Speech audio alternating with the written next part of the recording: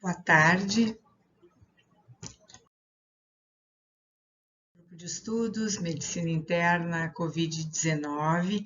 A gente vai fazer um apanhado geral dos dados iniciais e clínicos dessa síndrome, que começou em dezembro, como todo mundo sabe, com pneumonias severas em Wuhan. Inicialmente se conectou com o mercado de peixes daquela área, com alterações, muitas pessoas tendo pneumonias uma atrás da outra, muitos casos, mas 41 dos indivíduos iniciais da síndrome e da epidemia, na verdade, não foram expostos àquele mercado. Isso foi lá, provavelmente iniciou na metade de dezembro. No dia 7 de janeiro, a China identificou que era uma nova cepa de um coronavírus, uma mutação da mesma família dos da SARS, da MERS e de outros 4 coronavírus associados à gripe. No dia 11 de janeiro, a primeira morte, indivíduo de 61 anos com comorbidades. E no dia 12 de janeiro, liberado o sequenciamento genético mundialmente. A doença foi evoluindo nesse mesmo período, em 4 dias, o primeiro caso importado. No dia 22 de janeiro, na Inglaterra, já havia relato de casos acontecendo, e o Sistema Nacional de Saúde botou o risco de muito leve para leve, já estava aumentando. Posteriormente, na Itália começaram a surgir, claro que na China foram se espalhando em volta daquela área, como todo mundo se lembra. No dia 30 de janeiro, no final de janeiro, a Organização Mundial da Saúde decretou uma emergência pública. O primeiro-ministro da Itália, com os primeiros 2 casos confirmados, foi muito tranquilo, dizendo que não havia qualquer razão para alarmismo ou pânico. No fim de janeiro, dia 31, os voos vindos da China foram cancelados nos Estados Unidos, e dia 7 de fevereiro morre de Covid-19, que agora ganhou esse nome, o Dr. Li, o pediatra que mundialmente chamou atenção para o vírus e foi penalizado por isso. E a primeira publicação maior, tem vários coautores, mas o principal, o Dr. Fauci, é do JAMA, dia 25 de fevereiro, sobre as infecções por esse coronavírus. More just a common cold, something is happening in China, more just a common cold, né? Com a ideia de que definitivamente havia transmissão entre humanos, né? E que isso estava muito claro, porque no hospital inicial de Wuhan, naquela província, 15 profissionais da saúde já desde o início desenvolveram a doença, né? Estavam tentando entender melhor, foi evoluindo, agora já tem o nome Covid-19, é uma pandemia, todos os continentes, o vírus está circulando livremente, é o vírus de uma gripe, é um vírus de gripe comum, mas essa não é uma gripinha. Uma gripe tem vacina, uma gripe tem tratamento. Numa gripe, um indivíduo tem contato com 6 ou 7 que vão desenvolver, dependendo das cepas, a doença. Mas aqui a gente tem o R, um indivíduo gera 2 com a mesma doença, e talvez 15 a 20% vão precisar uma hospitalização prolongada, ou CTI, ou quadros complexos, ou morte. Um comportamento um pouco mais assustador, né? Aqui a gente tem toda essa curva, como aconteceu na China, para que esse primeiro relato de caso, Something is happening in China, tenha surgido. Se estima que os casos já estavam surgindo naquela província em dezembro. A evolução da Itália foi catastrófica, a curva foi muito mais acentuada, né? O número de casos dobra a cada 2 ou 3 dias, o número de mortes não parou de subir nesse período também. É uma verdadeira catástrofe. Se a gente levar em conta as faixas etárias, a população acima de 65 anos é muito atingida e fala, as coisas vão claramente mudando. Dá para ver em tempo real o número de casos do mundo. Né? E por que é tão devastadora? Porque ela é muito transmissível, porque é uma gripinha, porque no período em que eu estou incubando eu já estou transmitindo, já foi visto altos níveis de replicação viral na orofaringe, bem no início dos sintomas. Paradoxalmente, é uma fase que o teste pode dar negativo, mas eu já estou transmitindo e ninguém está preocupado. Atualmente já se sabe, hoje, 26 de março, que o período médio de incubação é em torno de 5 dias e que eu pego até quase que 98% com sintomas até os primeiros 11 dias. Né? E as fases assintomáticas da infecção, alguém que pode estar com ela transmitindo, vai 14 dias, mas o pico é entre o segundo e terceiro dia.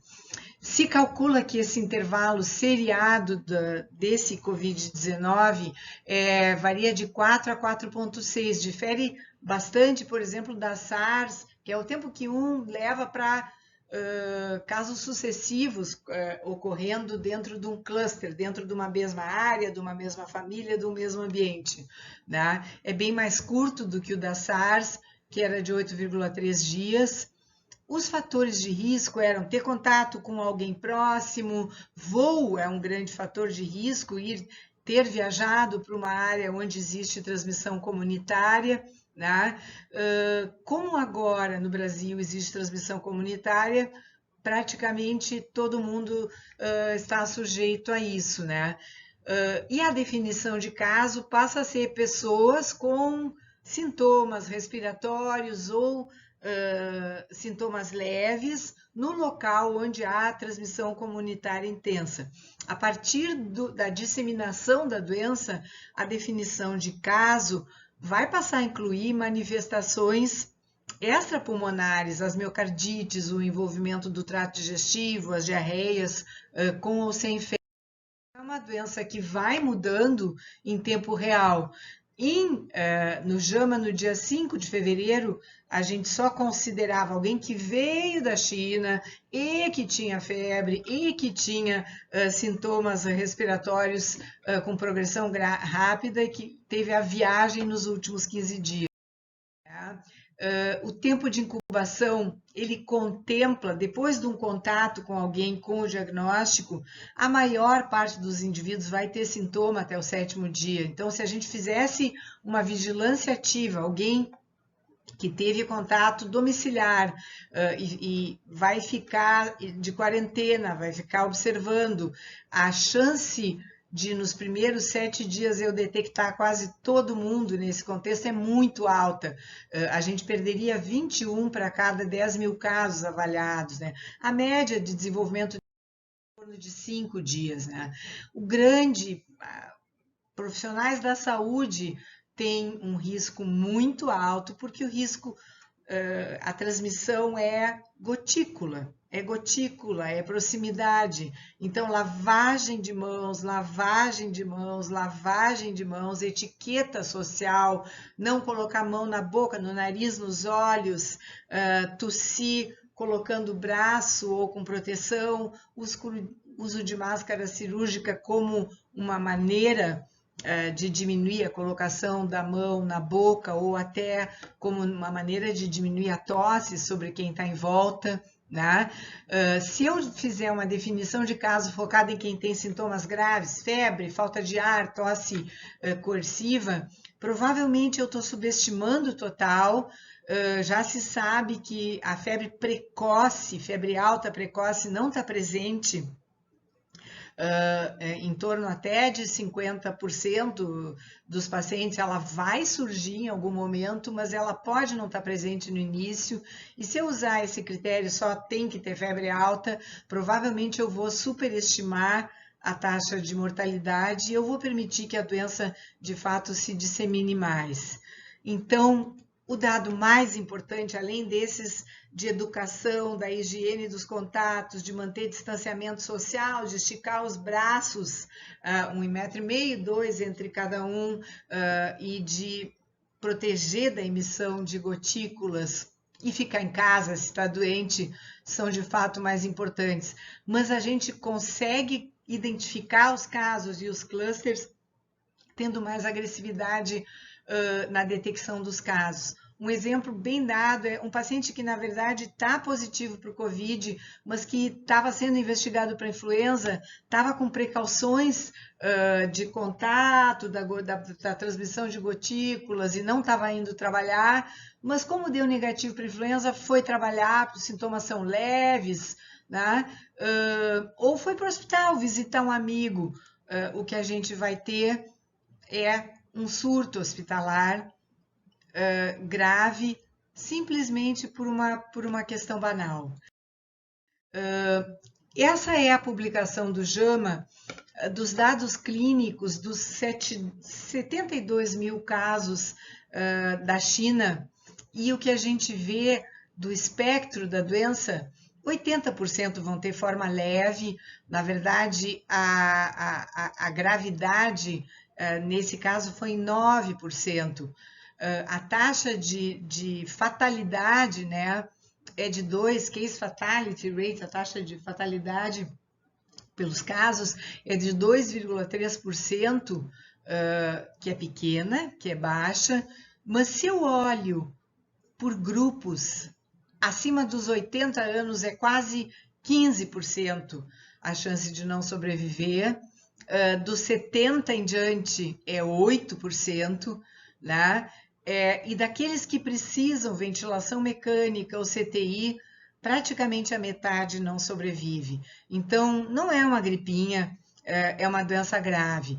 Quando a gente olha para profissionais de saúde envolvidos no atendimento, eles respondem por quase 15% dos casos, independente da idade. Então, a gente vê, tem casos graves que, a partir dos 47 anos, a gravidade se torna mais frequente, né? Mas existem casos graves já documentados em qualquer faixa etária, né? E entre profissionais da saúde, 15%, independente da idade, vão ter uma classificação como grave, necessitando internação prolongada, CTI, e fibrinólise. Essa é a primeira publicação desse grupo de pacientes multicêntrico, mais de 500 hospitais de 30 províncias, pegando a coorte de 11 de dezembro até 29 de janeiro, e eles pegam os 1.099 casos confirmados através da detecção do vírus na nasofaringe, avaliando aqueles que tiveram o pior desfecho. Então, do total de 7.736 casos, os 1.099 que tiveram o desfecho combinado, internação em CTI, ventilação mecânica ou morte, e botam quais as características clínicas. Há um período que é curto mesmo, é 4 dias, a gente vê claramente que do conjunto dos pacientes, a severidade vai estar muito a partir dos 47 anos, né? Os grupos que tiveram o desfecho combinado, morte, CTI, ventilação mecânica, 50, né? A partir dos 50 anos, dos 50 aos 64, é 32% da amostra, e acima dos 65, o desfecho mais grave é 49% da amostra. Então, realmente, a idade é um fator independente nesse cenário, né? Tabagismo, claramente, é um fator também de ter casos mais graves. há uma ligeira distribuição maior para o sexo masculino. Quando a gente olha para a febre, a gente vai ver que ela vai estar presente. Febre alta desde o início é um marcador de severidade, mas os pacientes podem ter apresentações diversas. A febre ainda não é tão clara qual é o comportamento na maioria das pessoas, né? 88% vão ter febre em algum ponto, é um marcador de risco para a gravidade, mas existe uma curva bimodal. Alguns pacientes estão leves no início e de repente começam a ter febre a partir do 7º, 8º dia, tem que se preocupar com isso.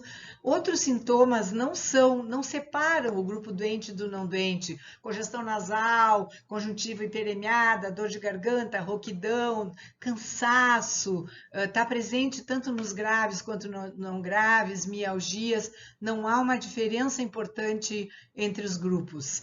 A diferença maior parece ser mesmo a idade, ser profissional de saúde, né? Laboratorialmente, claramente, o grupo que sai de uma PO2 mais baixa é um grupo que preocupa, né? Um grupo que sai de uma PO2 inferior a 95 tem que ser olhado com um pouco mais de cautela. Os pacientes não têm nada muito característico em relação ao hemograma. Linfopenia persistente está presente em todos os grupos, menos de 1.000 linfócitos, não é um marcador que separe graves de não graves, parece um marcador da doença em si, né? Dedímeros, marcadores de fibrinólise, dedímeros e TTPA alargados parecem ser mais preditores do grupo mais severo. É uma doença que não escolhe quem vai ter, né? Uma síndrome respiratória aguda que pode progredir para pneumonia bilateral, que pode progredir para angústia respiratória do adulto infecciosa, precisando de ventilação mecânica ou morte. Nos estudos de necrópsia, autópsia, existe dano alveolar difuso e opacidades como vidro fosco. E a questão importante é não perder a vigilância, porque os pacientes podem ter uma evolução inicial boa e deteriorar a partir do 6º, 7º dia, com 25% a 30%, necessitando CTI, ventilação mecânica, uma parcela faz fibrinólise, CIVD, trombose, hemorragia, necessita diálise, e a febre ela vai estar presente. O padrão da febre ainda não está tão claro, ela não escolhe gênero. Havia uma tendência mais que homens tivessem um curso mais grave, mas ela tem muito essa distribuição pela idade. Fumantes têm curso mais, profissionais da saúde são mais predispostos. Os outros são sintomas da gripinha, como às vezes a gente vai ouvir alguém falar. 6%, 5 a 6%, na Itália um pouco mais, podem evoluir para disfunção de outros órgãos, insuficiência respiratória, evoluir para choque séptico, fase infecção bacteriana, fibrinólise, CIVD, fígado de choque, mas 80% vão ter formas leves e 13% algum grau de dispneia, algum grau de precisão oxigênio. Não tem sido recomendado ventilação não invasiva pela liberação de aerosóis e contaminação local. E critérios de gravidade são importantes, então essa questão bifásica, alguém que está indo bem e começa a piorar, uma febre que de repente ressurge a partir do 6º dia, saturação em ar ambiente inferior a 93, relação PO2-FO2 menor que 300, e infiltrados radiológicos em mais da metade do pulmão, horas, assim como febre muito alta persistente nos dias iniciais também parece ser preditor de mortalidade. Não tem nenhum exame laboratorial que seja muito específico. Os pacientes tendem a ter linfopenia absoluta, como a gente já falou, mas podem ter leucopenia, podem ter leucocitose, não parece ter nenhum marcador maior. Trombocitopenia leve, aquele dado da fibrinólise, TTPA, alargado, dedímero e trombocitopenia. A proteína C reativa tende a estar aumentada, mas ela não é isoladamente um marcador, né? A procalcitonina não distingue indivíduos graves de não graves. As modalidades diagnósticas, elas são por biologia molecular, a PCR em tempo real para o SARS-Coronavírus 2, o exame de escolha na secreção nasal ou de nasofaringe ou em broncoscopia, se tende a não fazer pela liberação de aerossóis, né? É considerado necessário um teste confirmatório, possivelmente isso vai deixar de ser necessário, tendo a probabilidade clínica, sendo atualmente uma pandemia e com o vírus em livre circulação em todos os continentes, é possível que isso não seja necessário, teste confirmatório, mas num quadro clínico forte, um teste negativo precoce deve ser repetido, e nos profissionais de saúde, que tiveram contato, é muito importante a questão de isolar o contato, de isolar aquele cluster e ter 2 testes negativos, aí variam as diretrizes, antes de voltar a trabalhar. É a maneira de cortar a cadeia de transmissão. Comercialmente, existem testes rápidos, eles olham IgG e IgM, mas eles ainda não são completamente claros, eles podem ser usados e adquiridos para ver títulos altos de IgG inicial e IgM positivo posteriormente, mas não se tem tão claramente a acurácia desse momento. A ecografia pulmonar é uma ferramenta interessante. A tomografia vai enxergar, mas deslocar o paciente não parece uma medida apropriada do ponto de vista de controle de infecção hospitalar, né? Mais pessoas envolvidas, o grau de contaminação dentro do hospital acaba sendo alto, transmissão por gotículas, né? E os dados sobre ultrassom já conseguem enxergar irregularidades pleurais, linhas subpleurais, opacificações e algumas linhas B bem alargadas, assim. A eco provavelmente vai se tornar uma ferramenta muito útil. As alterações radiológicas podem não estar presentes na fase inicial, ou elas podem ter focos de consolidação, algum grau de opacidade, algum grau de acometimento intersticial, né? E que depois de 14 dias vai ter uma fase de absorção. Aqui é um dado interessante para a gente não ficar muito tranquilo. O indivíduo que teve o caso confirmado, está tendo uma evolução boa, e de repente, lá pelo 6º, 7º dia, começa a piorar da tosse, fica mais cansado, fica mais inapetente, é seguro olhar melhor, existe essa curva, pode ter uma fase inicial mais leve. Esse é o timeline da doença no Lancet, né? Lá pelo 7º dia acaba sendo internado, precisa oxigênio, evolui para sofrimento respiratório, então não dá para o